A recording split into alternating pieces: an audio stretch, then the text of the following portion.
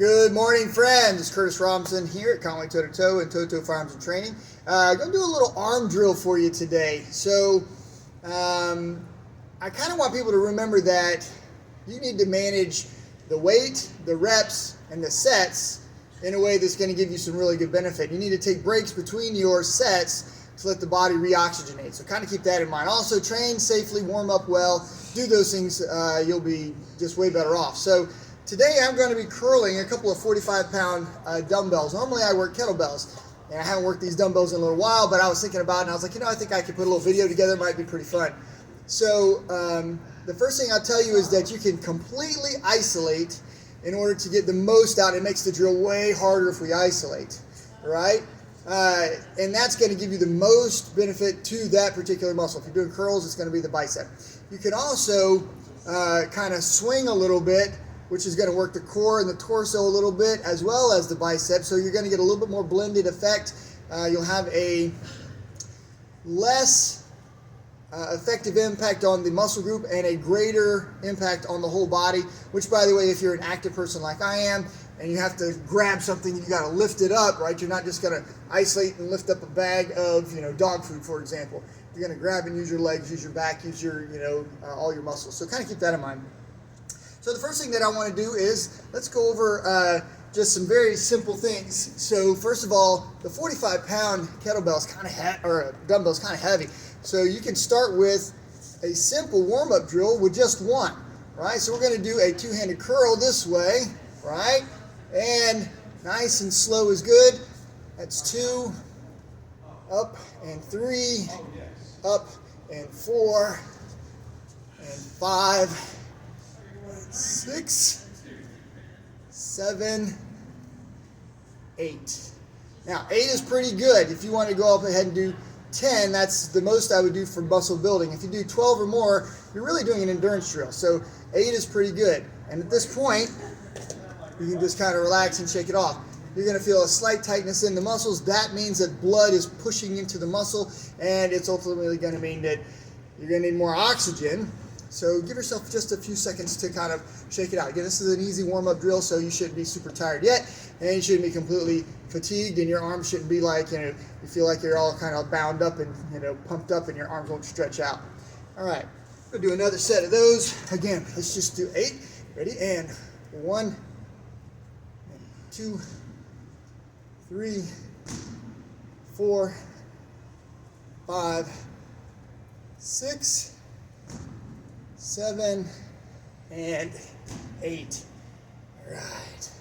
Notice I'm trying to keep it nice and simple, nice and smooth. We don't need to yank it up. We don't want to drop it down too fast. There are some other options you could do. You could slow up to here and back down, or you could start here and slow up to here, right? It's going to work the muscle slightly different, but this is a good warm-up drill for the arms. Again, let that oxygen get back in the body, shake it out a little bit. This is usually when you're in the weight room, you see guys, they're on their cell phone or they're reprogramming their MP3 player or whatever else. They're doing something for 30 seconds to a minute to kind of reoxygenate. All right, let's do set 3. Again, these aren't terribly difficult for me. I'm going to do this one let's do the side view here. Slightly side. All right. So, try to keep the back straight and the head up. 1, 2, 3, 4, 5, 6, 7, and 8. All right, not too bad. I can definitely feel it. I haven't really worked out the biceps a lot lately, but 3 sets of anything is a good place to start. The 45-pound kettlebell is a good weight for me. I've worked with these kettlebells for years, or these dumbbells, I should say, and we're going to go ahead and move on. So I can definitely feel that the muscles are warmed up. Little tightness there. I can definitely feel I'm working. I'm not really sweating, so I'm again kind of taking it easy on these drills. All right, the next drill we're going to do is an alternating curl, right? So if we turn the wrist, we're going to get an actuation in the bicep. You guys, let's see if we can get close enough to see. You can see when I turn, the bicep changes. If I go hammer curl style, the bicep doesn't get that same motion. So kind of keep that in mind. There's two different drills I'm going to show you today. All right, so I'm going to do both. I'm going to see if I can do a couple sets of 8 of each of these, and I haven't lifted these in a while, so I'm giving my disclaimer now that the more tired we get and the less trained, or the longer time it's been since we've trained, the technique could be sloppier. Let's see if I can get the technique nice and clean, and let's see if we can make this happen here. All right, and up, 1, up, 2, up, 3, up, 4, up, 5, up, 6, up, 7, up, 8, and down. All right, definitely harder than the first drill. All right. As I'm thinking about this now, 3 sets of that's going to be tricky. It was good work, right? So we should definitely feel that muscle building kind of thing starting, right? It all starts with blood. Blood is rushing to the body, bringing protein to the muscle site, and sugar and also oxygen to the muscles so that it can work. All right, give myself a second here to recover. Again, if you take longer, you get more oxygen, which is fine. You don't need to completely deplete the muscle of oxygen. Going to muscle failure actually has diminishing returns. So again, figure out what you can do. Do it well with good technique, and then take a break, reoxygenate, and definitely feels good. I can definitely feel it's working down here, by the way, a little bit into the forearm. Definitely working the bicep a little bit. Feel it a little bit in my traps. So of course, when I'm curling, you know, I'm doing a little tightening up here. So even in the upper part of the back, I can feel it a little bit. All right, let's do set 2. Let's see if we can do this. All right. 1 and 1, 2, 2, 3, 3, 4, 4, 5, 5, 6, 6, 7, 7, 8, and 8. Definitely straining a little bit there. Again, for me, I think 45 is a good weight. 2 sets down.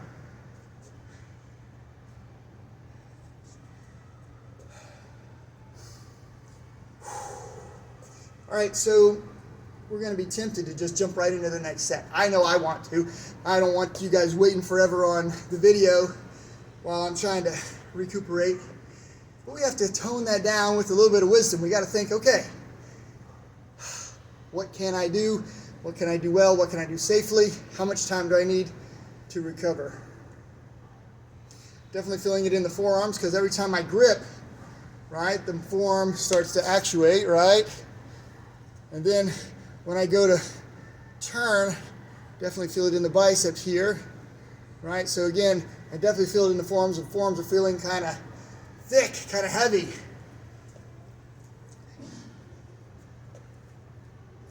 All right, got one more set of these. Let's see if I can get it done. Let's try this set from the side view. This will be 3rd set here.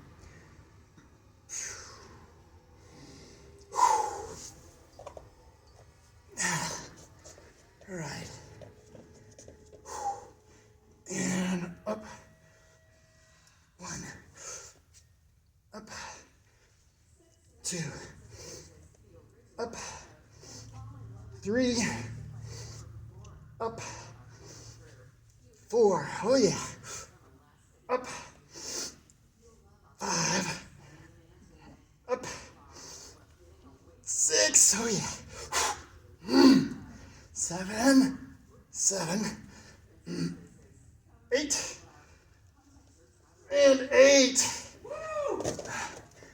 I feel like my blood vessel in my forehead's about to pop, and my face is all red. 3 sets, not too bad. All right, so different drills work the muscle differently, and over time, you should definitely see some gains, not only in your physical strength, but in the size and the definition. If you want good size and definition, some weight training is gonna help you. Now, my good friend Jennifer Bannon was talking to me about some of her runner friends are thinking they need some supplemental weightlifting for their body so they can run better or just be more physically in shape. What I would say to you guys that are runners, you work your body way differently in the aerobic arena than typically you're going to get from an anaerobic activity, which like weight training. You can't do that, but for about 8-10 reps if you got heavier weight. Whatever that weight is for you, 8 to 10 reps you should be about done, and that should be a good set. Think about running. How many steps do you take in a set, right? Let's say that you're running 1 mile laps, and then you take a short break. Just, 2,000, 3,000 steps in a mile, depending on your stride. Maybe a few less if you got a super long stride. It's like 1,700 meters in a mile, so you're looking at, somewhere in the neighborhood of about 2,000 to 3,000 steps. It's just a good guess. That's a lot of reps. It's way different when you're doing strength training, but should you go ahead and do a couple of drills? Here's, again, while I'm recovering from my next exercise, here are some great drills for you runners that want a little bit of extra strength, not just in the lower body, but also in the whole body. So again, you can't go wrong with squats. And with some small kettlebells, or with a barbell or a dumbbell, right? Dumbbell in each hand or barbell on your shoulders. These are super good for the quads and the glutes. You're going to get a little bit of supplemental conditioning in the hamstrings and in the calves, but mostly quads and glutes are going to work. Now, I'll also tell you that instead of just squats, which are going to be this way, bending the hips back and leaning forward and grabbing weights and lifting this way and doing a deadlift is going to be really great for legs. Glutes, again, a lot of glutes, a lot of quads. Okay, a little bit of back. Mostly it's going to be glutes for that one. You can still do these curling drills, bench press, you can do military press. Let's get the upper body just as strong as it needs to be, or as long as you want it to be, to go with that runner's physique. All right. We could probably build a completely separate video. If you guys like this video, how about give me some comments on what you would like to see. I'll do my best to build the video for you. I am a professional trainer with the National Strength and Conditioning Association, so as a personal trainer, I kind of know what to look for with the individual, but I can't really help the masses as much. So send me your comments. I'll see if I can get something specific to you. All right, I think my arms are nice and recovered from those. I did the regular first set, two-handed, nice and easy. The second set, I did turning. So, somebody's trying to call me here. We're going to go ahead and finish this up. Last drill, hammer curls. Hammer curls, we're going to really swing. So again, instead of really isolating this way, which really works that bicep specific, I'm going to work the deltoid, the front of the shoulder, the bicep, okay?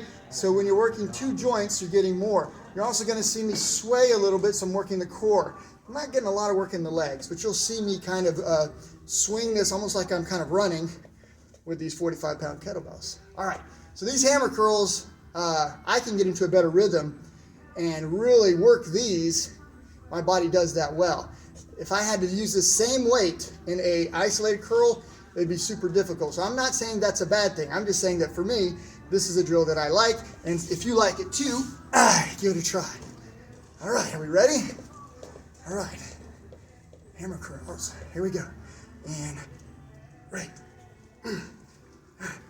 2, 3, 4, yeah, 5, 6, yeah, 7, 8, and down. I definitely could have done more of those. I got up that rhythm, and I was kind of getting into a pace there that works. Heart rate. Definitely feel that heart pounding in my chest, right? Make sure we remember to breathe. Make sure that we make good form. And we'll see if we can get some gains here in the arms. So, ladies, a lot of ladies are worried about being too bulky. Unless you're on steroids and working out, I'm going to just say a minimum of 3 hours a day to be a bodybuilder, plus you've changed your eating habits, you are not going to bulk up. That's not what this is. None of these drills is going to just make you look like Arnold Schwarzenegger. Don't worry about that. For those ladies that want to be a bodybuilder or a power lifter, change your eating first. You need a ton of protein and a ton of calories to do the kind of work over the amount of time that need to really build the body. All right. I am a fitness guy, not a bodybuilder, so it's a little bit different for me. And again, I'm eating about 4,000 calories a day. The average person eats about 2,000 calories a day. And all of that, or most of that, is carbs because I got to burn, man. I got to perform. I do try to get plenty of protein. All right, for guys, you want those bigger arms, right? Lift heavy, not so heavy that you injure yourself, but again, you figure out how much can I lift one time. We call it the 1 rep max. Let's say we're going to do a barbell curl. And you can one time, and you can get up, let's just say 100 pounds, right? I do 45s. That's basically 90 pounds for 90 pounds worth in dumbbells. 2 of those is going to get me kind of close there, right? 1 rep max, so you can one time. Work at about 75% of that, right? And if it's 100 pounds, 75% of that is 75 pounds. Put 75 pounds on the bar and curl that thing 8 to 10 times. If you can do it 10 times or more, put more weight on there, okay? Not a lot, a little bit, and work up until you're doing 8 good solid reps, and you're at the end. The 8th rep, you're kind of, you're really working it. All right, set 2. Hammer curls. All right, let's see here. Here we go. And right, left. 2, 3, 4, 5, 6, 7, and 8. Not too bad. Okay. I got one more set. I'm going to do this next one kind of in the side view so you can kind of see. Well, I tell you, my heart really pounds, really pushing that weight that hard at that rate. But it's good. I do feel a little pulling in this shoulder. And I'll tell you guys, listen to your body. If something's like hurting you, stop. Just stop. If you're feeling it, try to adjust your posture first. Head back. So when we tend to lift, we might end up kind of being in a weird posture. Get the hips in line with the head. Right? Should be a nice, even posture, unless you're on a bench, in which case the bench is your structure that you're working on. All right, can I do this last set? Let's see. We're going to do 8 hammer curls. This is my last drill, my last set. We're going to do from the side here. Here we go. By the way, see if I can get it all the way up. I don't want to shortchange myself, so you can critique my technique. Ready? Here we go. And right, left. 2, 3, 4, 5, 6, 7, 8. Man, I moved around a lot. Did you guys see? I mean, I was trying to use the body to get that momentum to get it up. Think about it. You could look at my movement and say, Curtis, maybe less weight. You could say, Curtis, maybe more rest break to fully oxygenate those muscles so you don't really have to, swing it up. It's really up to you kind of how you solve the puzzle. All right. Lastly, let's talk about diet. Guys, what can I say? We're Americans. We love good food. Be careful the portion size. If your plate's that big, you're going to want to eat that much. Get the slightly smaller plate, right? Now, if you get the smaller plate and you stack it up this high, you've defeated the purpose. Eat smaller portions, but then eat more meals if you're exercising intensely. So most of us barely eat 3 meals. A lot of people skipping breakfast. 3 solid meals, plenty of protein if you want to build muscle. If you're going to be highly active, running, biking, swimming, this cardio kind of thing, you're going to need a ton of carbs. Right? Nothing wrong with doing vegetable carbs. That is a great way. You can even eat bread and pasta. That will power you up. Your body will burn it. If you stop exercising, stop eating the extra calories, because it's going to become fat. Right? The body doesn't need it, but it thinks it's going to need it later. It's going to store it. Makes sense. All right. How much should we eat? I tell people to look at your hand. You put your hand on a plate, right? All of this, the whole hand, can be vegetables. This little piece in the middle should be meat. Okay? And when I say vegetables and meat, it can also include, lentils, beans, things of that nature. It can also include, in some cases, some carbs, some rice or some pasta, something of that nature. But again, plenty of vegetables, the whole hand, and then just the palm is the minimum amount of meat that you probably need, but you don't want to eat nothing but meat either. You're going to really have other health problems. So for all my vegan friends out there, guys, I'm not a vegan. How can I tell you what's really best for you? Know your body, know what your body needs. You do need protein. If you're not eating enough, soy protein or enough other bean, lentil protein, you're not going to be able to put on any kind of strength and mass. I will tell you that there's a number of great vegan ways to get the protein you need so the body can build. And no one can deny, there's not a scientist in the world that will deny that protein is the building block for the body. You need strength, you're going to need protein. You want muscle, you're going to need protein. That's the bottom line. Just to live, just to sustain your organs, you need protein. It doesn't have to be meat if you refuse to eat meat. I'm a big fan of chicken. I eat fish, occasionally beef because it's kind of expensive. I'll eat pork. Pork is good. I typically like lean pork. But guys, I'll tell you what. You got to eat to power this body. It's a machine. If you're not eating properly, you're going to be sorry. Let's talk about what not to eat. Guys, too much sugar in your sweet tea, your coffee, your lemonade, your Gatorade, your Powerade, your soda, or too much beer. All of these things are going to make you fat. You don't need it. If you're not burning it, you're not going to need it. Okay, so kind of keep that in mind. And last but not least, the number one beverage in the world that you should be drinking in large quantities is water. A half gallon at a minimum every day. If you can get a gallon a day, that's better than I'm doing. That's super good. I try to get a half gallon to a gallon, but a gallon is super good. All right, guys, that's all I got for you. I'm Curtis Robinson, Conway Toe-to-Toe and Toe-to-Toe Firearms and Training. Hope you enjoyed the video. Leave me some comments, like and share on social media.